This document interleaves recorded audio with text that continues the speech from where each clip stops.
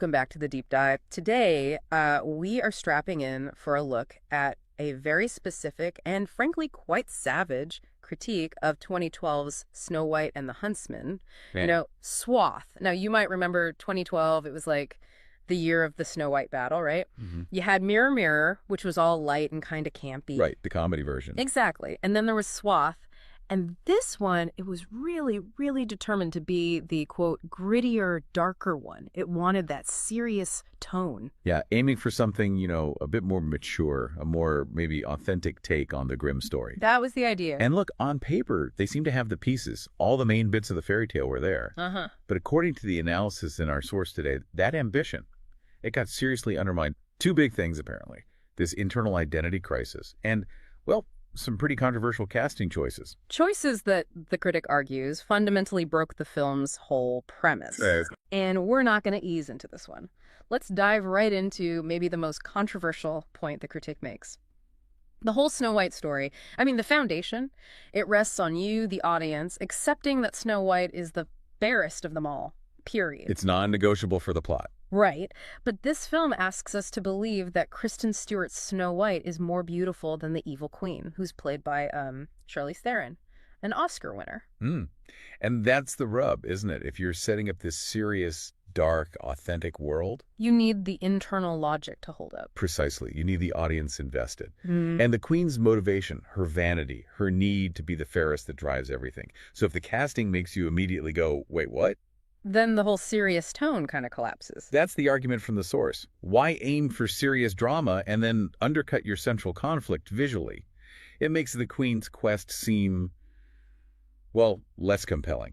Yeah, it asks us to believe the magic mirror is maybe just being polite or needs its eyes checked. And this is where the source critic really doesn't pull any punches.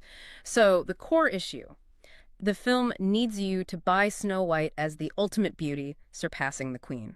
And the reviewer just lays it out, asking basically why put the delightful Miss Theron up against Kristen Stewart, using some very strong negative language we won't repeat fully here. Okay, and we absolutely have to stress this is the critics' highly subjective take. They even admit their intense dislike for Stewart probably, quote, spoiled my enjoyment of the movie more than it should have. Right. It's important to flag that bias. It's worn very openly there. Definitely. But stepping back from the harshness of it, the core point raises a valid question about adaptation, right? Does the casting serve the story's needs?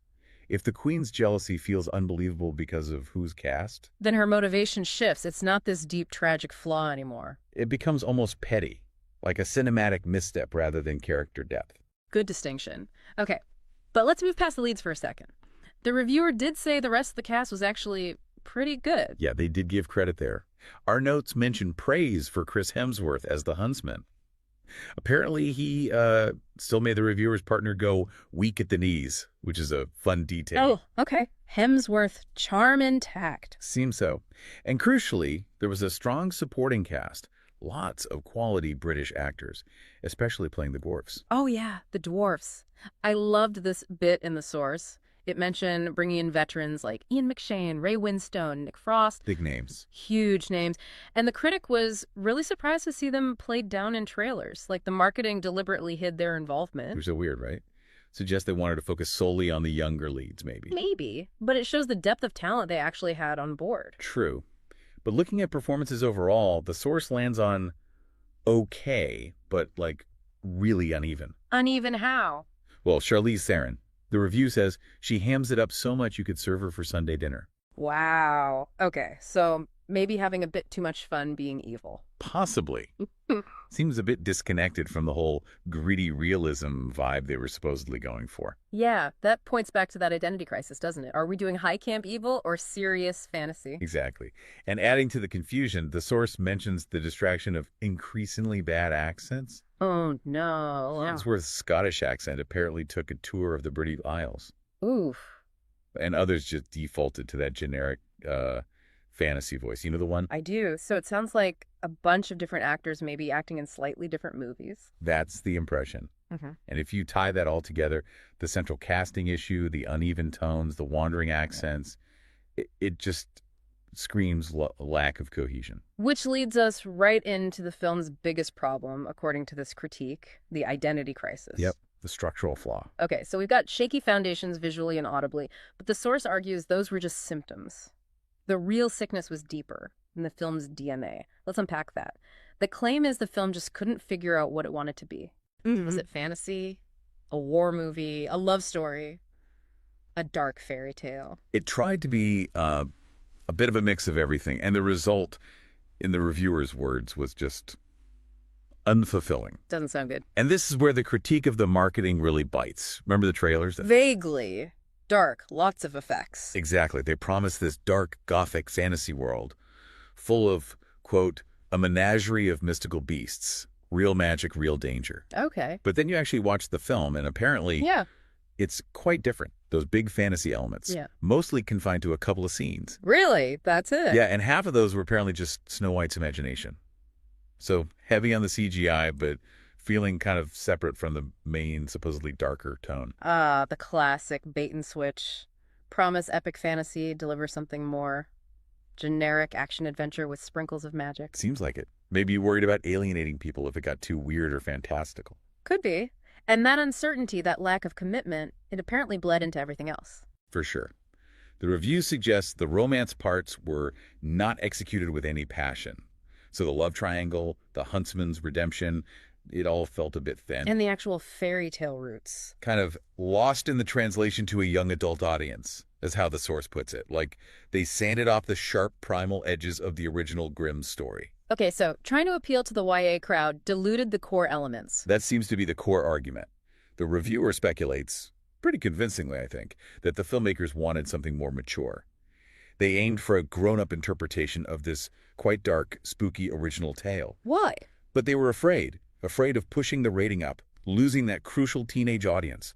So they stayed PG-13. Ah, the commercial compromise. Exactly. And according to this critique, that compromise is what really killed its potential.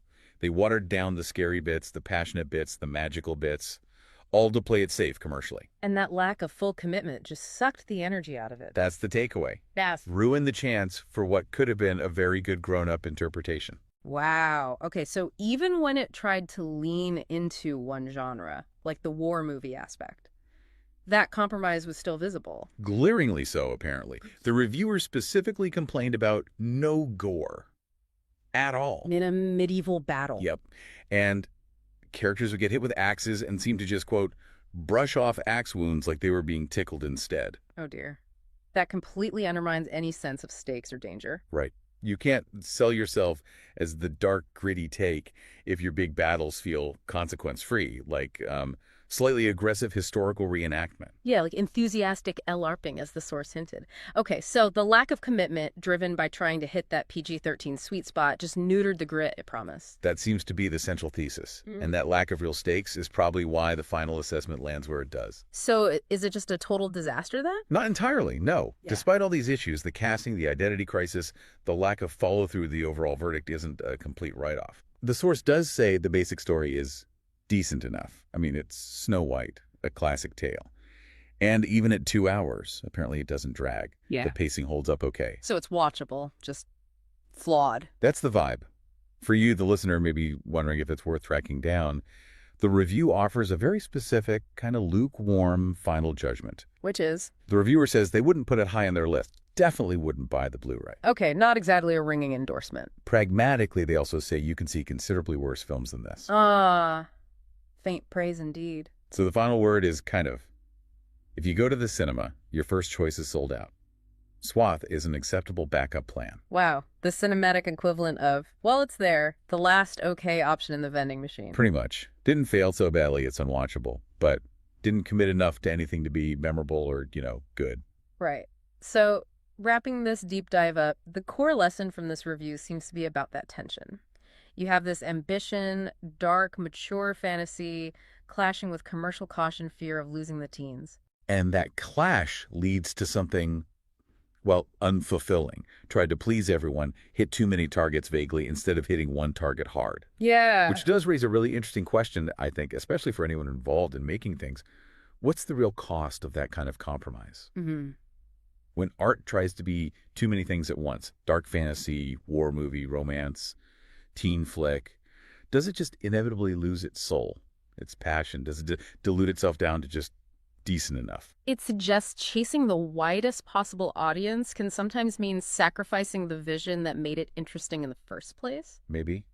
And that leads us to a final thought for you to chew on. Hmm. Think about the challenge studios face today, adapting these classic, often quite dark fairy tales for modern audiences. Right. Is it even possible to deliver that truly gritty, mature version they sometimes promise, while still needing to hit broad commercial targets, stay within those PG-13 lines, and not dilute the core story too much? A tough balancing act. A very tough one.